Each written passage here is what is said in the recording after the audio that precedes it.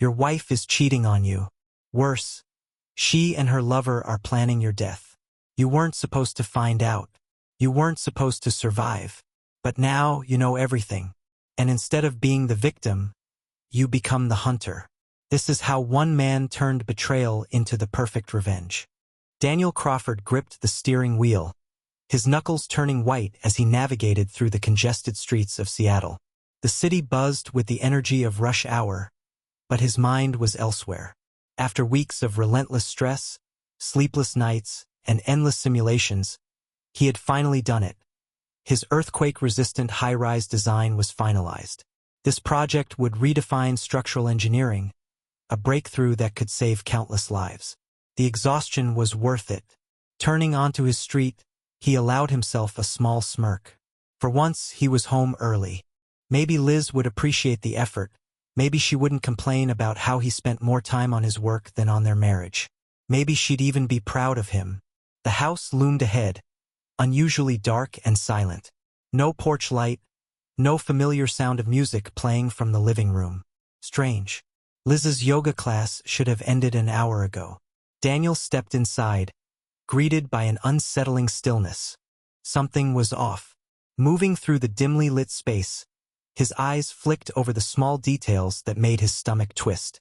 2 half-empty wine glasses on the coffee table, a plate of hastily abandoned food on the dining table, and the lingering scent of Liz's favorite perfume. Except this time, there was something else mixed in. Something unfamiliar. Something masculine. His pulse quickened.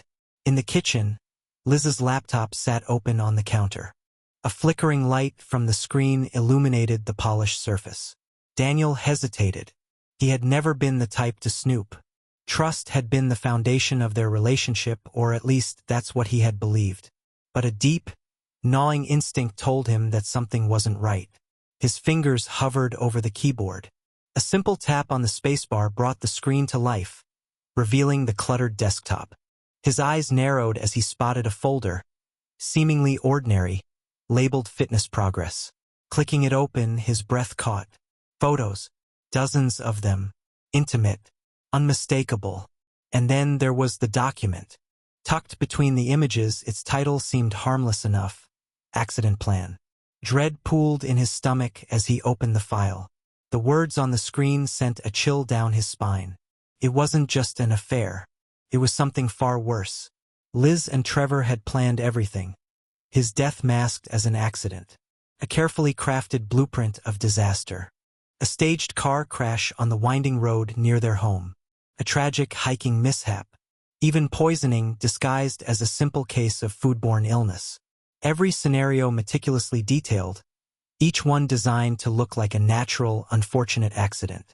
They had even researched his life insurance policies, calculating the payout to the last cent. His hands trembled with rage. 5 years. 5 years of devotion, of compromise, of love, or at least what he thought was love. All of it was a lie. The sound of a car pulling into the driveway jolted him back to the present. He quickly closed the laptop, forcing himself to calm his breathing. Footsteps approached the front door, followed by a soft, familiar laugh. Liz. Daniel straightened, schooling his features into an expression of exhaustion. The mask had to be perfect. The door opened. Liz stepped inside, pausing when she saw him. Her eyes widened slightly, surprise flickering across her face before she smoothed it away. "You're home early," she said casually, setting down her bag. Daniel nodded, watching her carefully. "Finished ahead of schedule." "That's great." Her tone was light, but there was something beneath it. A flicker of unease. A momentary shift in her gaze, like she was calculating something. She smiled. "You must be exhausted. Why don't you go relax? I'll make dinner." Daniel returned the smile, though it didn't quite reach his eyes. "Sounds perfect. I think I'll grab a shower first." He turned and walked upstairs, his mind already spinning with possibilities. Liz and Trevor thought they were clever, thought they had outplayed him, but they were about to realize just how wrong they were.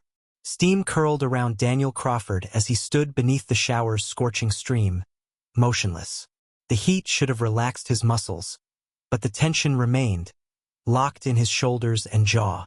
His mind refused to slow down. Every detail of the discovery replayed itself, each new pass sharpening his focus. The photos, the detailed plans, the methodical calculations of his worth, reduced to numbers on a screen. He exhaled long and controlled. The weight of betrayal was suffocating, but he couldn't afford to let it pull him under. He had spent years mastering the art of precision, of foreseeing risks before they became failures. Now, his survival depended on that same discipline. By the time he stepped out of the shower, his course was set. He moved through the motions of routine with practiced ease, toweling off, dressing, smoothing his expression. Below, in the kitchen, Liz moved about with familiar efficiency, the rhythmic sound of chopping filling the air. The scent of fresh herbs and roasting vegetables mixed with the unmistakable trace of her perfume. Daniel sat at his desk, his fingers moving with calculated speed. The first priority was securing his work. His latest project, years in the making, could not fall into untrustworthy hands. Within minutes, an encrypted transfer was in motion. Every vital document moved beyond Liz's reach. He drafted an email to his company's legal team, brief but urgent. Ownership needed to be clarified, safeguards tightened. Next, his finances. Methodically, he drained their joint accounts, diverting the money into a newly established private trust. By the time Liz attempted to access their savings, she would find nothing but remnants. Every investment, every account, each asset untouchable. His hands moved swiftly, typing out instructions for the legal protections he would need. Divorce was inevitable. The only question was whether Liz realized it before the papers landed in front of her. Through the open doorway, the muted sound of a phone call reached him. Liz's voice, light and casual, filled the space between the quiet clatter of kitchenware.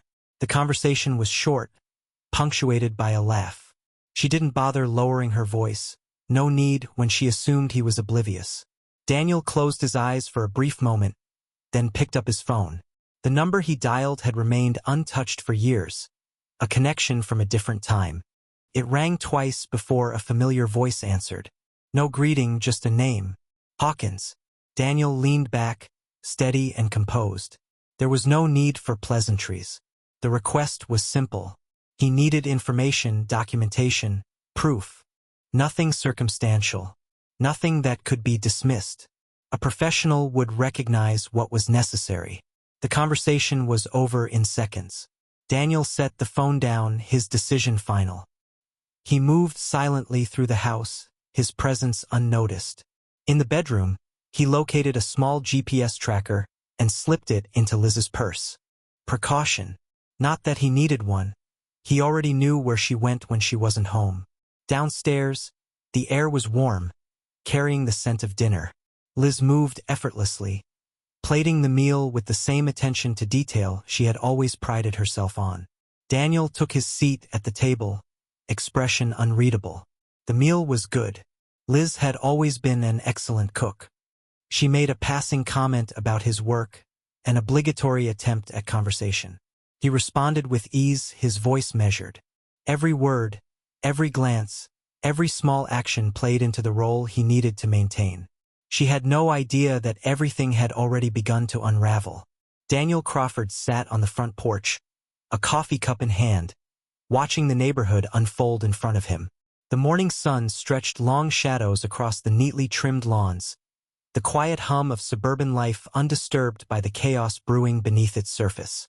To an outsider, nothing seemed out of place. The world continued as it always had. Across the street, Trevor Hale emerged from his house, stretching like a man without a single worry. Sunlight caught the gleam of his watch, the effortless confidence in his stride a stark contrast to the filth hidden beneath his polished surface. Daniel's grip on his coffee cup tightened. The past few days had been spent observing, piecing together the details he had ignored for too long. Trevor thrived on control of situations, of people, of whatever fragile authority he could impose. It was in the way he spoke to others, his voice always carrying an edge of superiority, in the way he interacted with clients, pushing insecurities just deep enough to make them dependent on him. Daniel had seen it firsthand at the neighborhood gathering the night before. Trevor had held court, drink in hand, spinning stories with ease, effortlessly manipulating conversations to center himself. He had laughed too loudly, touched Liz too easily, and dismissed Daniel too casually. Every move calculated, every word designed to provoke. Liz had played her part just as well. The casual glances, the subtle shift of her body toward Trevor, the way her laughter came too quickly when he spoke. It was a pattern Daniel had memorized now, the choreography of betrayal laid bare in front of him. They thought they were untouchable, that arrogance would be their downfall. Hawkins had delivered faster than expected. The files sat on Daniel's laptop, a meticulous collection of damning evidence. Photographs, recordings, financial transactions, each piece carefully compiled, each revelation more infuriating than the last. Trevor's business wasn't just built on fitness and self-improvement. It thrived on deception. Clients manipulated into expensive, unnecessary sessions, supplements pushed with false promises, reputations carefully curated through coercion. And Liz, she had been more involved than Daniel had anticipated. The messages between her and Trevor painted a clearer picture than any confrontation ever could. They weren't just planning an affair. They were planning a future without Daniel. A car door slammed nearby, snapping him back to the present. He watched as Trevor berated a delivery worker, voice sharp with irritation. The kid, barely more than a teenager, mumbled an apology and hurried away. Trevor smirked, satisfied with the small power he wielded.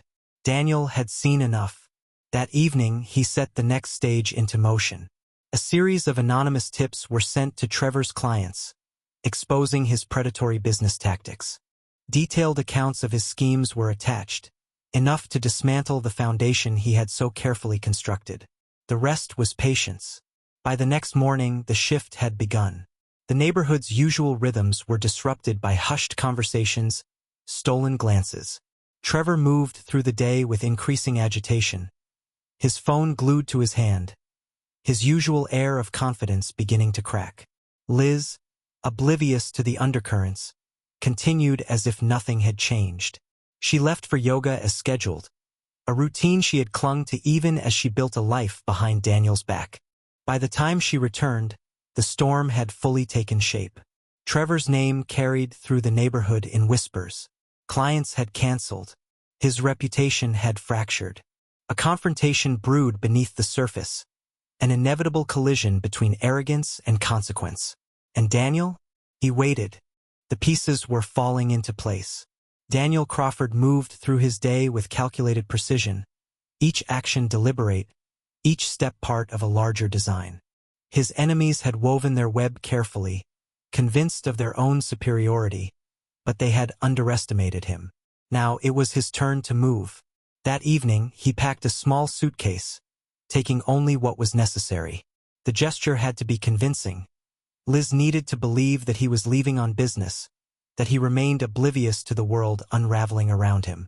Before walking downstairs, he placed a final call.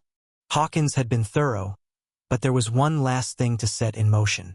His contact on the other end answered after a single ring. It's time. No further explanation was needed.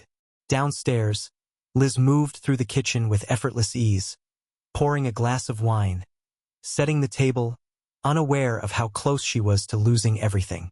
Daniel placed his suitcase near the door, feigning the exhaustion of a man overworked, a man still blind to the cracks forming beneath him. He delivered the news casually. An urgent business trip, an unpredictable schedule. 2 weeks, maybe more. Liz's reaction was telling. The flicker of poorly concealed excitement, the too quick reassurance, the way she glanced toward her phone, as if barely restraining herself from sending a message. He played his part flawlessly, embracing her, whispering empty words of affection before stepping out the door. In the rearview mirror, he saw her wave. Her hand dropped almost immediately, reaching for her phone before he had even turned the corner. Pathetic. Instead of heading toward the airport, Daniel drove across the city to a nondescript hotel. The reservation had been made days ago, a quiet, untraceable space where he could watch everything unfold. The moment he connected his laptop, the tracker in Liz's purse came to life. For the first few hours, there was nothing unexpected. A stop at the yoga studio, lunch with a friend, a brief detour to a boutique, a carefully curated performance of normalcy. Then, as the evening settled in, the dot on his screen moved with purpose. Straight to Moonlight Inn. Daniel leaned back in his chair, watching the small blinking icons settle into place. A cheap hotel on the outskirts of the city. The kind of place built for secrecy, for stolen moments behind locked doors. He had them. He left immediately, driving through the dark streets with controlled precision. His car remained parked in the shadows across the lot, out of view but close enough to see everything. Minutes passed before Trevor's car pulled in, its driver scanning the lot with the cautious paranoia of a man who knew he was doing something wrong. A few moments later, Liz arrived, slipping inside room 12 as Trevor held the door open. Daniel didn't move. Instead, he picked up his phone and dialed. A voice answered within seconds. "Room 12, Daniel said, his tone devoid of emotion. A soft chuckle. "On it." He ended the call, settling in to wait. The next few hours played out exactly as expected. Trevor and Liz emerged close to midnight, their movements casual, their laughter soft. They believed themselves untouchable, unaware of the evidence already being compiled against them. As they disappeared into their respective cars, Daniel's phone buzzed. A new message, audio attached. He pressed play, letting the quiet hum of the hotel parking lot fill the space before the conversation began. Liz's voice came first, breathless, pleased. "I can't wait until we don't have to sneak around anymore." Trevor's reply was smug. "Soon, baby. Once we take care of your husband, we'll have it all, his money, his house, everything." A pause. Then the hesitation in Liz's voice. "You really think we can pull it off?" Trevor's laughter was slow, confident. "I know a guy, ex-military. He can make anything look like an accident. Crawford won't know what hit him." The audio ended. Daniel exhaled, his grip tightening around the phone. So that was their final move. A hired professional. A staged accident. The final step in their betrayal. Fine. They wanted to play dirty? Then it was time to burn their world to the ground. Dawn broke over Seattle in hues of muted gold and gray, but Daniel Crawford was already wide awake, seated in the dim glow of his hotel room. The events of the night before had played out exactly as expected, each detail falling into place with surgical precision. Now it was time to bring everything to an end. He had spent the early hours finalizing the last of his arrangements. The trust was locked, his finances secured beyond Liz's reach. His resignation had been drafted, one final safeguard to ensure his work remained protected.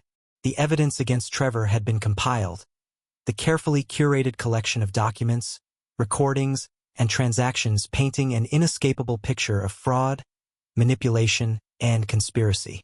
Then there was the police report. The email had been sent hours ago, an anonymous tip detailing a planned homicide-for-hire scheme, supported by undeniable proof. The message had been deliberately vague in some areas, leaving just enough uncertainty to force a full-scale investigation. Trevor and Liz had no idea what was coming. By mid-morning, the first cracks began to show. Liz's frantic attempts to access their joint account were met with silence. Her money was gone. Phone calls to Daniel went straight to voicemail, her increasingly desperate messages going unanswered. Trevor's morning fared no better. News of his fraudulent business practices had spread like wildfire. Clients canceled their memberships. His reputation crumbled beneath the weight of irrefutable evidence. And then the inevitable. A sharp knock on Liz's front door. From his vantage point across the street, Daniel watched as two officers stood on the porch, their presence enough to send Liz into visible panic. Her expression shifted from confusion to denial to barely contained fear as she opened the door. Seconds later, the cuffs clicked into place. Across town, Trevor's fate played out in a near-identical sequence. An unmarked car arriving at his gym, two plainclothes detectives stepping inside. Daniel didn't need to see the rest. He had already won. 2 months later, Daniel stood on the balcony of his new high-rise apartment, overlooking the vast Seattle skyline. The air was crisp, the city's pulse steady beneath him. The headlines had been brutal. Local business owner and partner arrested in murder-for-hire plot. The trial would be long, the consequences severe, but it no longer concerned him. His work had outlived the wreckage of his past. His earthquake-resistant design had been greenlit for national projects, a legacy built on resilience, on survival. Liz and Trevor had believed themselves untouchable. They had seen him as nothing more than an obstacle, a disposable inconvenience standing between them and their ambitions. But they had miscalculated. Daniel Crawford didn't just endure. He rebuilt. And this time, there was no one left to tear it down.